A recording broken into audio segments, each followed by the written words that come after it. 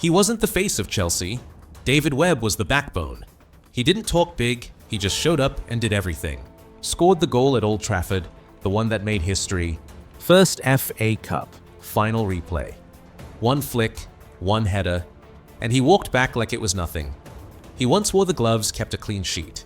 Another week, a hat-trick from centre-half, no spotlight, no slogans, just work. He didn't fit the poster, but he fit the team perfectly. They sang for the stars. They painted the flair. But Webb? He held the whole thing together and let others take the credit. David Webb, the man who answered every call and never once called for applause. Subscribe if you still believe football belongs to the ones who gave everything and asked for nothing. David James Webb was born on the 9th of July 1946 in Stratford, East London, a war-shadowed district where defenders were raised by pavement, not privilege. He joined Leyton Orient in 1963, aged 17, a teenager thrown into the fire of the 4th Division, playing with men who didn't care if you made it out. He made his professional debut in August 1963 against Brentford and went on to record 62 league appearances over 3 seasons. No goals, just grit, bruises, and the kind of football education you couldn't buy with money. In 1965, he moved to Southampton, a 2nd Division club on the rise. Promotion was the dream, and Webb's job was to make sure no one got past them. He played 75 league games, scored once, and left an impression you didn't forget the kind of defender who never smiled because he was too busy watching the next pass. The Southern Echo in 1966 called him unfashionable but unbeatable as centre-half born in boots. He was never called up by England, not at youth level, not at senior. But those who played against him knew he was the real thing. In February 1968, Chelsea signed Webb from Southampton in a £60,000 swap deal, which also included defender Joe Kirkup heading the other way, one of the club's most decisive bargains. He didn't come with headlines. He came to clean up the mess and leave before you even noticed. David Webb made his Chelsea debut on the 2nd of March 1968, a 1-0 win over Manchester United at Stamford Bridge. No warm-up, just straight into the cauldron tasked with marking George Best in front of a crowd that came to see blood. He didn't flinch, didn't blink. Just cleared every ball and left Best nursing bruises. He played 13 matches to close that season, helping Chelsea secure 6th, but more importantly, earning the quiet trust of a manager who hated noise. In 1968-69, he became undroppable. 49 appearances across the campaign at centre-back, right-back, and when needed, even midfield. Wherever the danger was, Webb was there first. In 1969-70, he added 47 more games, cemented his reputation as Chelsea's backline enforcer, and helped push the Blues to 3rd place in the league. Their highest finish since the 60s began. He wasn't elegant, he wasn't fast, but he was ruthless, efficient, unforgiving. The fans called him a one-man army. His teammates? They called him the insurance policy. And the club gave him Chelsea Player of the Year in 1969, then again in 1972. He didn't pose for cameras, didn't talk in interviews, but he showed up. Every match, every minute, every war. 11th April 1970, Wembley. The FA Cup Final. Chelsea versus Leeds United. The match finished 2-2 after extra time. No penalties in those days, just carnage. The replay came 18 days later, 29th April at Old Trafford. A sold-out war zone. The referee, Eric Jennings, lost control within minutes, crunching tackles, flying elbows. It wasn't a game, it was a cage match wrapped in a final. The ball bobbled, the studs flew, and in the 104th minute, with the score at 2-2 again, Chelsea won a corner. Ian Hutchinson looped it in, chaos in the air, and David Webb, the man who never scored when it mattered, rose through the smoke and headed it in. 3-2. Cup 1. Bedlam. It was the first major trophy of his career, and the first time Chelsea had ever lifted the FA Cup. He didn't celebrate like a striker, didn't rip his shirt off, just turned, nodded, and jogged back like it was Tuesday at training. But that goal made him eternal. May 1971. Athens.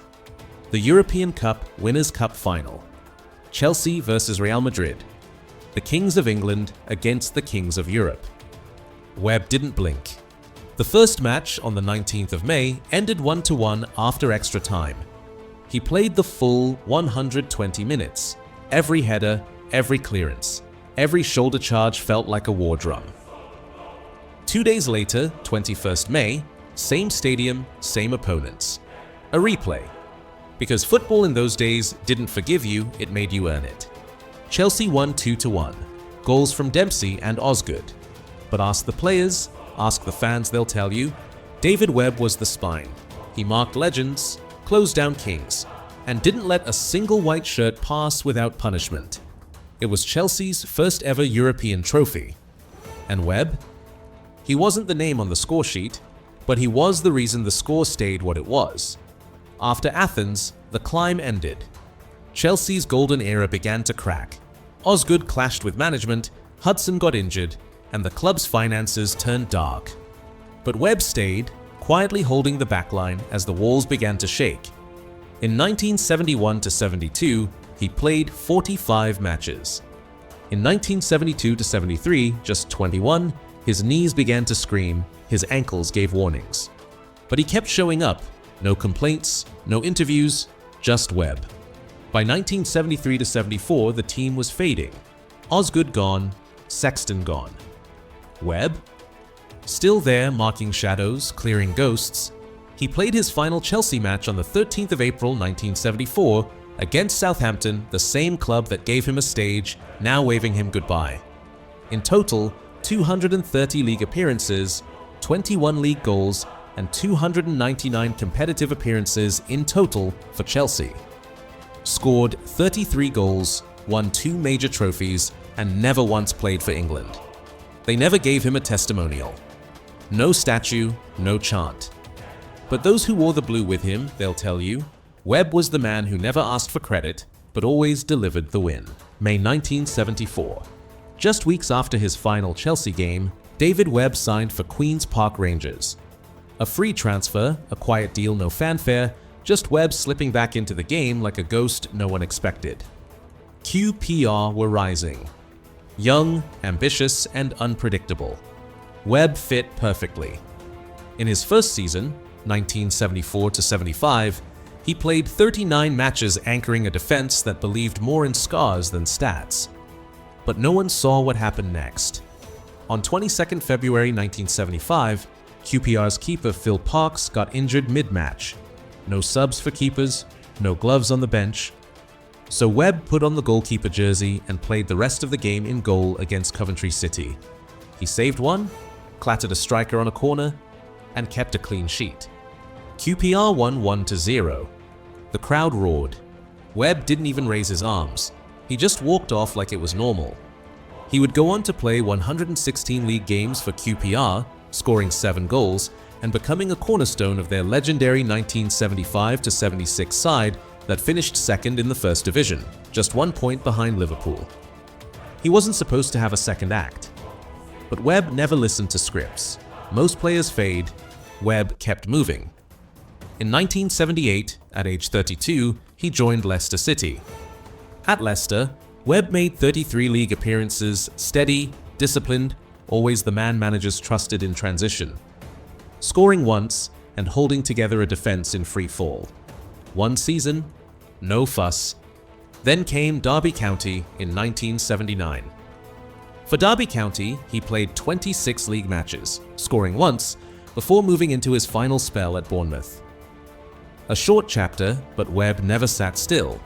In 1980, he dropped down to Brentford and became something rarer than a veteran, a player-manager. Webb played 21 league matches, scored once, and managed the team with the same no-nonsense tone he wore on the pitch. It wasn't glamorous, the money was thin. But the respect? It was real. He stayed until 1981, then stepped back. But retirement never fit right. In 1985, at age 39, he registered as a player once more, briefly appearing for Torquay United, and again for Aldershot, without adding official league games, but showing up in training like a ghost of English football's past. In 1985, he returned to Torquay United as manager. One season, shoestring budget, survived relegation, walked away quietly. Then came the club that defined his soul, Chelsea. In 1993, he became caretaker manager during one of the darkest periods in the club's history. Results were mixed, but Webb brought steel and helped steady a club that had lost its way. Webb first guided Brentford to the third division title in 1991-92 before returning for a second managerial spell from 1993 to 1997, bringing respect to a club long forgotten. He would also manage Southend United and briefly Yeovil Town, always preferring grit over glory. He never got knighted, never inducted into a Hall of Fame. No testimonial, no mural, no chant echoing through Stamford Bridge. They raised others, inducted others, but not Webb, not the man who silenced Real Madrid and beat Leeds with a header in the mud. But look close, and his fingerprints are everywhere. His name may be quiet, but the honors still echo. He played through pain, took bullets for his teammates, and made history without ever asking to be remembered. But we remember. In 2000, Webb took the reins at Yeovil Town, one more battle in the lower leagues. He returned twice to Southend United, caretaker in chaos, loyal in storms. Later, he briefly owned Yeovil, running the club with quiet steel. And in 2005, he stepped away, no spotlight, no parade, just Webb. Still walking out with pride. Because men like David Webb built the soul of English football, then walked away while others took the credit. They cheered Osgood, they worshipped Zola, they sing for Drogba. But before the glory, before the silver, before Chelsea belonged to the world, it belonged to David Webb. He gave them grit before glamour, steel before silk, and a header in extra time that made them kings. Today, Webb lives quietly in his late 70s, rarely giving interviews. But among those who remember real football, his name is iron, not myth. Subscribe if you still believe football was once built by men who didn't chase fame, but chased the ball until history had no choice but to follow.